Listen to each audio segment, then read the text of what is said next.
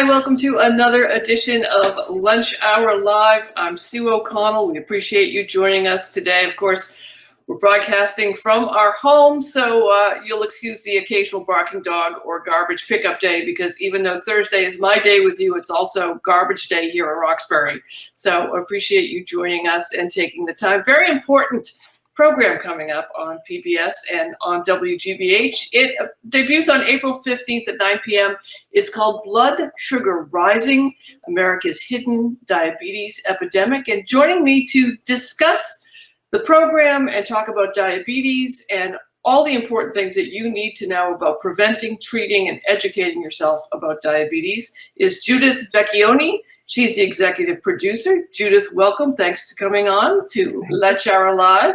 And Dr. Robert Gabbay, he's the chief medical officer, senior vice president at Joslin Diabetes. He's also the assistant professor at Harvard Medical School. Welcome to you, doctor. Thank you for joining us today. Thank you. Judith, I just want to start with the program with Blood Sugar Rising. What did you hope to accomplish in doing this 2-hour program? Well, this is one of these stories that just doesn't get covered. It's an epidemic that is growing by leaps and bounds. It's a time of great peril in the United States and around the world as well. But it's also a time where there's great changes, positive changes happening in the diabetes field, in technology, in medicine. And I thought that balance was something that would be really important to discuss with our audiences. Doctor, can you give us a little primer on diabetes in general? I think, a lot of folks still get confused or learn about diabetes and are confused about the difference between type A, type B, how most people get it. What are some of the ways that, what are some of the major causes of diabetes? Could you just set the table for us a little bit on that? Sure, I'd be glad to. So there are two main types of diabetes, and type 1 and type 2. Type 2 is the far more common type. 90% of people with diabetes have type 2. And type 2 develops from a couple of problems. One, people become resistant to the effects of insulin. Insulin's the hormone that controls our blood sugar, our blood glucose.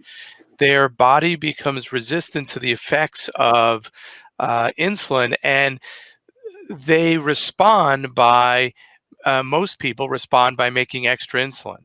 At some point, they can't make enough extra insulin, so they have a problem both in being resistant to insulin and at the same time not making enough insulin to overcome it.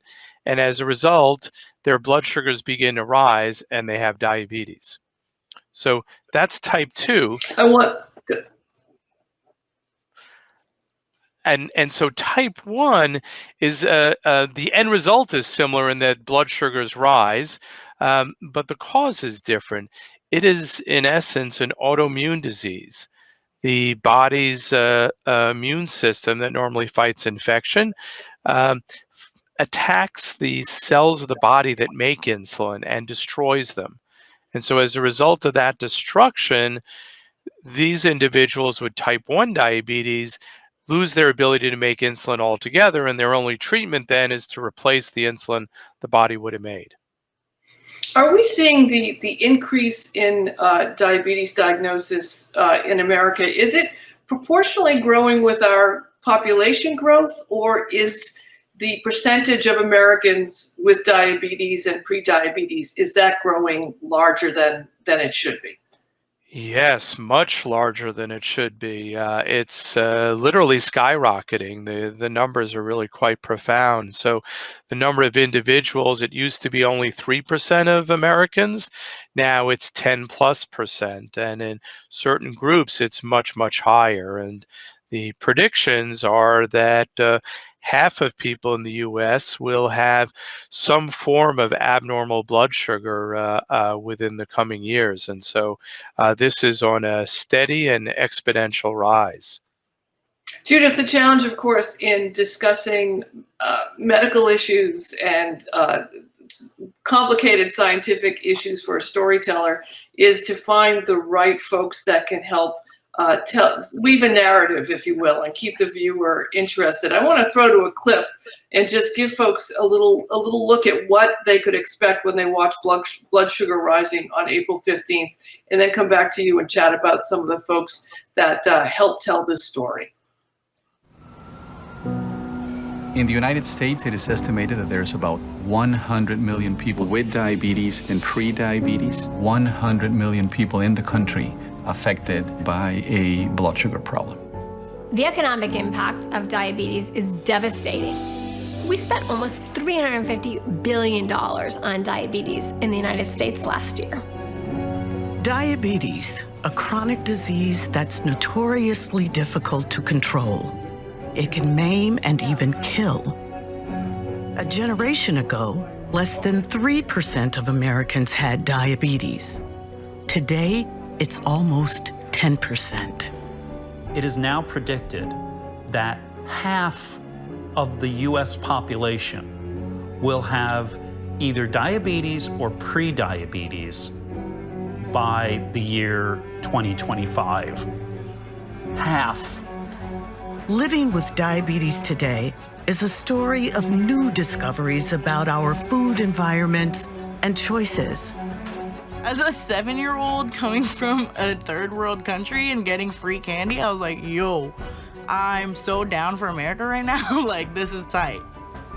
It builds on exciting new progress in drugs and technologies that have made the disease more manageable. This device is around the corner, and that's really what we're trying to do, is get much better therapy to people that requires much less of their participation and provides much better care. And it reveals the terrible struggles that so many with diabetes still have, day in and day out. So they was looking at me like, how are you even standing here on your feet? You're supposed to be in a coma. So when we think about the impact to the system, way too many emergency room visits, way too many amputations. Why isn't there a war on diabetes?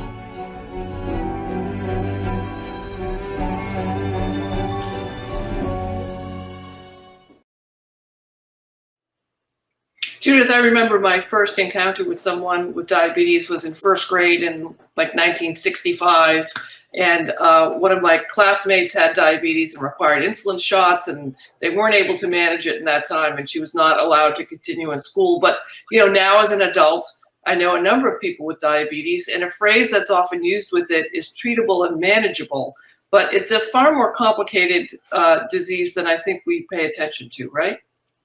Absolutely. I mean, I will defer to Dr. Gabbay for any medical information on this, but I can say that we turned to people with diabetes to explain the complexity of this in the program itself, so that everyone we see is either someone with type 1 or type 2 diabetes, someone working in the field of diabetes, someone whose life has been impacted, because those are the people who have the emotional, real, authentic stories to tell.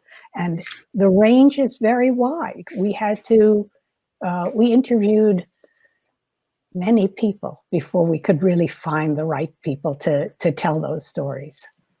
And doctor, I was struck, you know, by the young woman in the clip talking about coming from a third world nation and then getting all this free candy. And one of the challenges I think that we have in the United States is that if, you know, I'm certainly not a medical doctor and I'm not a biologist and I'm not a geneticist, but I imagine since almost all of us have come from somewhere else to live here in this society, and you know, thousands and thousands and thousands and thousands of years of living in a certain place and eating certain foods.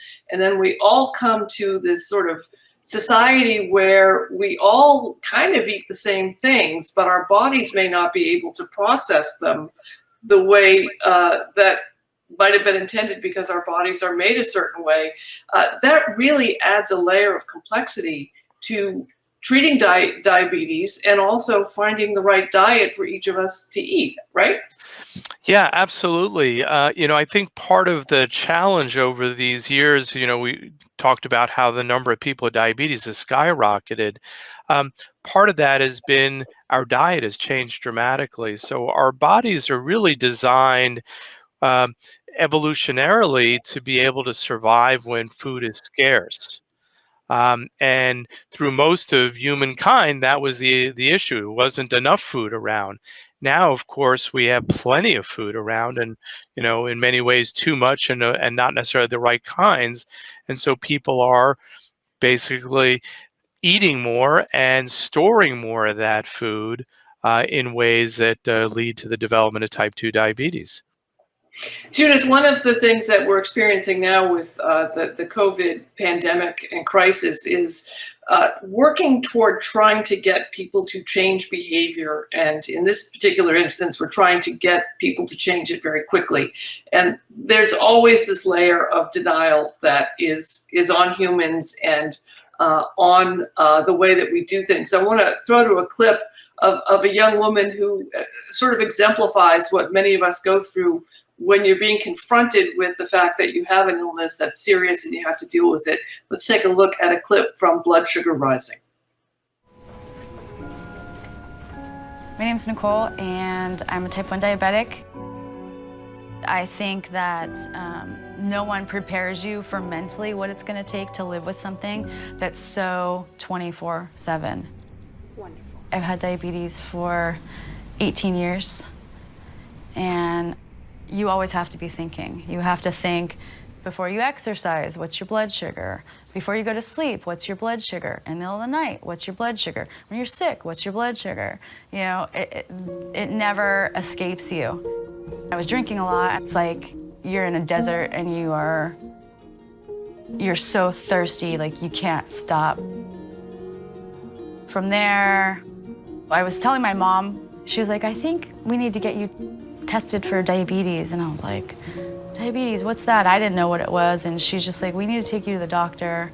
And she took me, and right away they diagnosed me with diabetes, and they started me on insulin within days. And I was terrified. I think it was deep-rooted denial. I skipped insulin injections. I ate whatever I wanted. I pretended like I wasn't a diabetic. I now have a list of diabetes complications to include kidney disease, which turned into kidney failure, which turned into now I'm a dialysis patient. I have to go to dialysis 3 times a week and have my blood filtered out. If I don't do those things, I'll die.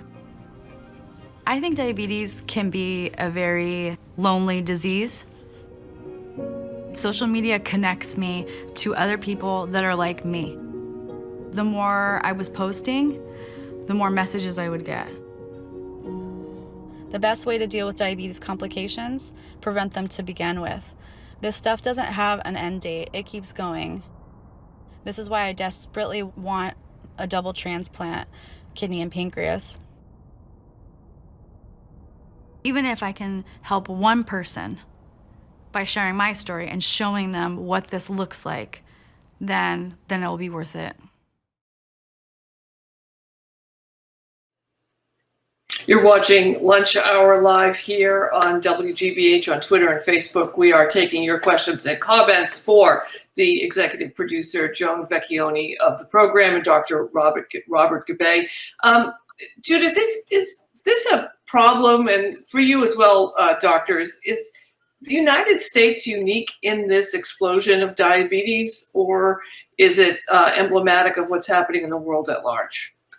I'm sorry to say it's a pandemic as around the world. Diabetes occurs in countries. There are countries that have malnutrition and diabetes in the same country. So it is a giant problem. And as one of our doctors says in the program, if we don't get a grip on this, it's going to sink our entire economy. And I think that the clip of Nicole that you showed shows one of the reasons why it's so hard to get a grip on this. Is it's a hidden epidemic. You don't feel sick at first until you get to the tipping points for your individual body. You go into a diabetic coma, you have damage to your organs. But before that, it's not like it hurts. And that's a really difficult thing. So that what we're hoping to show through these profiles, these stories that people are telling, is that we have to be sympathetic to how hard it is. We have to be aware and helping people to make the changes they need to make. Dr. Gabbay, that's also part of the challenge of treatment and changing behavior. The shaming part of it is I mean, it's always amazing to me how quick people are to shame people for getting a disease that society seems to have totally set up. Like smoking was legal, and when I was growing up, doctors were actually doing commercials for cigarettes, and then suddenly you're supposed to stop completely and change your behavior. But the components to diabetes is you've got the shaming aspect of it. You've got regional aspects where food is love, and some of the things that you grew up eating that your grandmother made are absolutely the worst possible thing that you should be eating at this point. And then you've got issues of food deserts, which we're certainly experiencing as we're going through this COVID crisis, where folks just don't have access to the healthy food as easily as other people do. All of those are really important issues, and then you add to that the lack of available opportunities for physical activity depending on where people live. And of course now we're all confined to our homes, and the ability to exercise is even more challenging. So it's a whole host of societal issues that have really led to this explosion of diabetes, particularly type 2 diabetes. And then I think from the personal side, individuals with diabetes, they struggle with many of the things that you described. And there is very commonly we see this idea of burnout, where it's hard to be good every day. And, monitor your blood sugar multiple times a day, take your medication, do the right things in terms of what you eat and physical activity. It's hard, and it's every day, and it's for the rest of your life. And so burnout becomes a real issue, and that sometimes leads to the kind of denial that we saw in the young woman in that very powerful clip.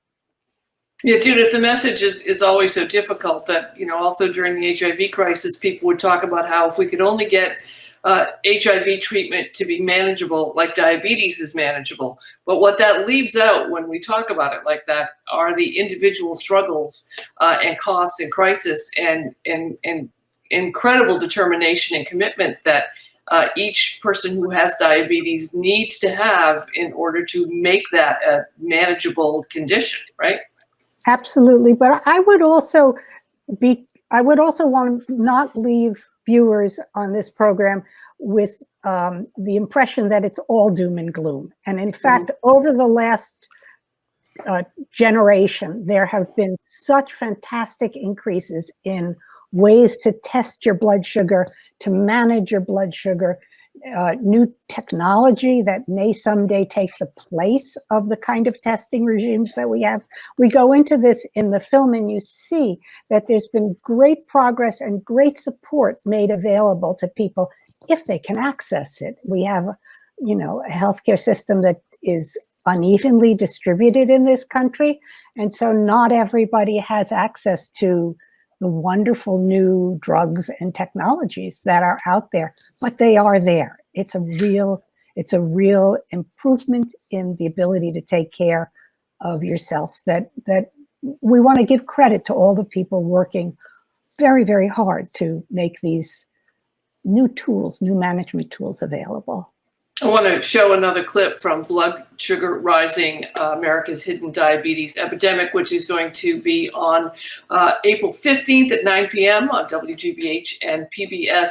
And this is a clip of a young man. I mean, the other thing that is important that the show really displays is that diabetes is something that impacts everyone and not just the people that you think it might impact. Let's take a look at this young man's story. Montiel Lee, at really the prime of his life, at the age of 36, almost 37, he's facing a really big challenge, which is he going to lose his foot?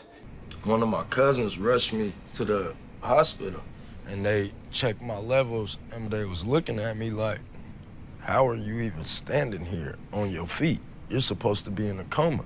Right. I thought I was about to die. That's what they told me, that I had diabetes, and at that moment, my life changed. Can we look at your foot? Yeah. Would that be all right? I got an infection on the top of my toe. Just out of nowhere? Yeah. Yeah, I can see that. But they said you might lose the toe.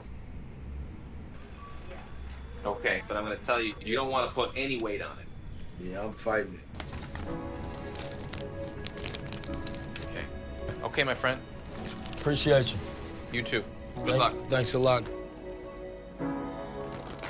I used to think only old people got diabetes.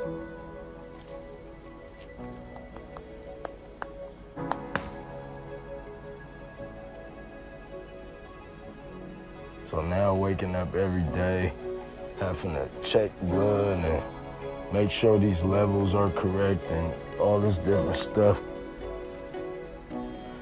I'm trying my best here. Yeah, the more I do this, I'm getting better. I watched the doctors do this, so now I'm trying to be just as good as them. Wrapping it.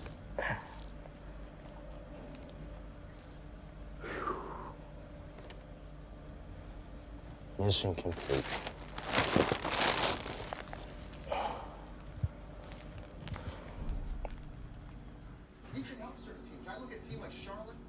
Well, I'm at the house. Doctor's orders to stay off my foot, so it's like a bed rest thing.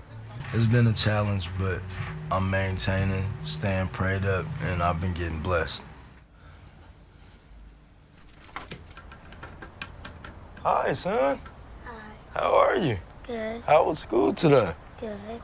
My son, his name is Montiel. He's a junior. He has my whole name. His nickname is Lil Money. Everybody calls him Lil Money. What's up, fella? What's up? Nothing much. Daddy just chilling. What's wrong? I was praying that you wouldn't have to get your toe cut off. Yeah, they did. Prayer came true. Yeah, see, that was good. Daddy glad you was able to pray for me, too, because I was scared.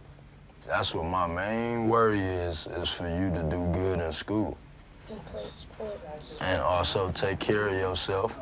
And to follow my dreams. Yep, and to take care of yourself because health is wealth, and Daddy don't want you to be sick like me.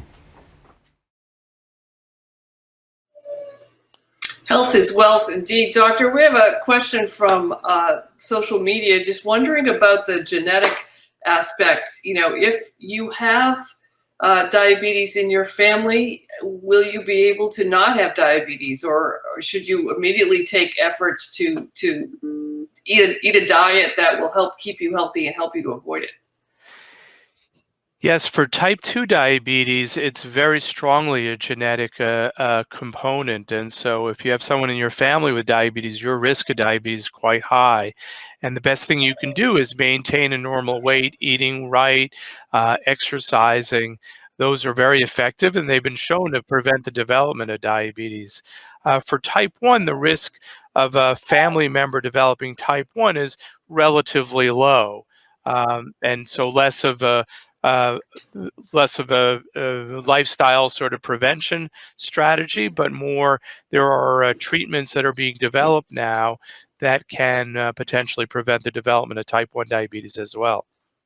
Another question we have from social media, are there any steps that you can take in minimizing your risk of type 1 or type 2 diabetes?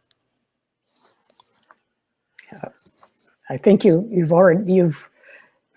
the same prevention idea, same methods of prevention that Dr. Gabbay said before, which is eating right, exercising, maintaining a good weight. Not that that's going to perfectly take care of it, Montel, who you saw in that just last clip, was always an athlete, always slender.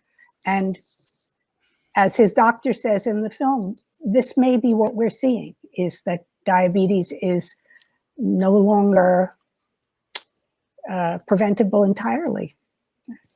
Just an amazing fact there. That is a challenge for the way that our whole industrial complex of how we make food is certainly something we should look at. Another question from social media about the rising cost of insulin. And doctor, I'll ask, are people reacting to the cost of insulin in ways that are detrimental to not just their well-being, but also impacting their ability to live? Yes, it's really tragic when you think that the original patent for the discovery of insulin was sold for $1. And now the price of insulin has gone up to become very unaffordable for a lot of individuals. We have seen, as well as others, that individuals with diabetes are rationing their insulin. They're taking less than they should to make it last longer, but as a result, their blood sugars are higher and they're much greater risk for all of the complications of diabetes, such as the risk of amputations that you saw so powerfully in that clip. Judith, you touched on it a little bit earlier, but I do want to expand on the positivity of the program and talk about some of the innovations that are happening to help folks both manage and keep track of their blood sugars, the diagnosis, and also the social media connection that allows people to share experiences and feel connected with their community in a disease which often makes you feel very isolated. Can you talk about some of those innovations that are happening on the front lines there? Judith? I think we may have lost Judith. Doctor, can you hear me? Yes, I can. Yes. Can you talk a little bit about what might be happening on the front lines of innovation for diagnosing and treating diabetes? Sure. It's really been amazing over the last several years, the technological improvements and the new medications that become available. On the technological side, we now have a continuous glucose monitor, something that you wear and measures your blood sugar continuously in real time and doesn't require any finger sticking, which is really something that for many years was quite a challenge for people with diabetes. Doctor, the other thing, go ahead. And then I was going to say, on the medication and treatment side, there are a variety of new medications that are available that not only control blood sugar, but also prevent cardiovascular disease and cardiovascular disease death. And in the grand scheme of things, the number one cause of death for people with diabetes is heart disease. And so having medicines now that can lower that risk is really a wonderful thing. And we're also experiencing during the COVID-19 pandemic and crisis, so many of the reports that we're reading and hearing about these underlying illnesses, which have been making folks' experience with COVID either much worse and in some terrible instances fatal. Can you talk a little bit about the relationship between what you know about diabetes and COVID-19? Yeah, that information is emerging, but we do know that people with diabetes are at greater risk for serious complications from COVID infection. And we're not exactly sure why, but we know in general people with diabetes are more prone to infection, and we assume that there's some interrelationship there. And so it really is important for individuals to take COVID seriously and take the right precautions to prevent the development of the disease. We're also seeing laid bare for some people who may not have been on their radar, but the racial and economic disparities that exist in our healthcare system and in the treatment and diagnosis that some folks are unable to get. Are you hopeful that when we get on the other side of COVID-19, that lawmakers and public policy people will be able to offer us solutions to help reduce those disparities, Doctor? I certainly hope so. One of the very promising things that There has we go. happened, and we've seen that here at Joslin, is how quickly we've been able to move to a model of care that is more remote or at a distance using telemedicine. And for individuals with diabetes, it's so much more convenient to access care through their phone than it is to travel to a center to be able to get that care. And so I think that may be a lasting legacy of the COVID crisis, is that telemedicine becomes a lot more common and accessible. And that allows us to reach individuals that can't always come to us. Judith, I think we've got you back with us, and I Yep. want to expand a bit on the social media aspect and the connectivity that Nicole mentioned in the clip that we saw from Blood Sugar Rising, that there really is an opportunity for people to both connect with people in their communities or in their community of folks who have diabetes, but also to share and support each other in tough times. Yeah, that Nicole talks about how important that has been for her. She really turned to social media at the hard times in her life, and uh, it's made a big difference to her. And she's been able to help other people. I mean, I'm not going to tell you the end of her story or Montiel's story at this point, but in terms of Nicole reaching out to the community, getting support from and giving support back have been critical.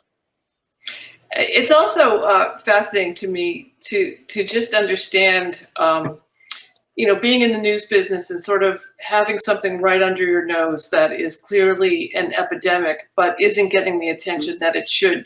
Judith, was there anything while you were making Blood Sugar Rising that was surprising to you that, again, right under your nose, right there happening, or a story or an aspect of it that was surprising? Well, I would say I didn't really expect how individualized this disease is. You can't take the same pill every day and be healthy. You can't expect that your experience is the same as your brother's or the person down the block. And so that's very, very complicated. The other thing I would say is the 24/7 nature, what Nicole called 24/7, because somebody else in the film says it takes constant vigilance, and that's really, really a tough story. So the new technology that may take some of that burden will be really important. Doctor, are you hopeful that we'll see some groundbreaking innovation in the next 10 years, or should we be also giving as much effort to focusing on the things that we eat and the way that we make our food and the way that we market our food, which I think is something that didn't really exist 200 years ago. You might be marketing that you had fresh food, but you weren't necessarily marketing a lot of the things that we're pushing on each other. I would say yes on both sides. Certainly, the level of discovery and development of new treatments, including ultimately developing a artificial pancreas that we have sort of prototypes of that could deliver the exact right amount of insulin to control blood sugar to near normal levels. That is very much in sight, as are transplantations and creation of those cells that are missing, those cells that make insulin. We can engineer them in the laboratory and ultimately put them in people to be able to cure the disease. So I think that's really encouraging. At the same time, I think at a societal level, we need to address this epidemic of obesity that is fueling the development of type 2 diabetes. And that really comes more on a public policy and broader aspect of the way we live our lives, what we eat and the activity that we have every day. Those are critically important things to be able to get a handle on. Well, I thank both of you for taking time out today to join me to talk about this great and very important program, Blood Sugar Rising, America's Hidden Diabetes Epidemic. It debuts on April 15th at 9 p.m. on WGBH and on PBS. Thank to both of you for joining us. Stay safe. I appreciate your time. And thank you for watching. You've been sharing your lunch hour with us, WGBH Lunch Hour Live. I'm Sue O'Connell. I'll see you again next time. Thank you. Thank you.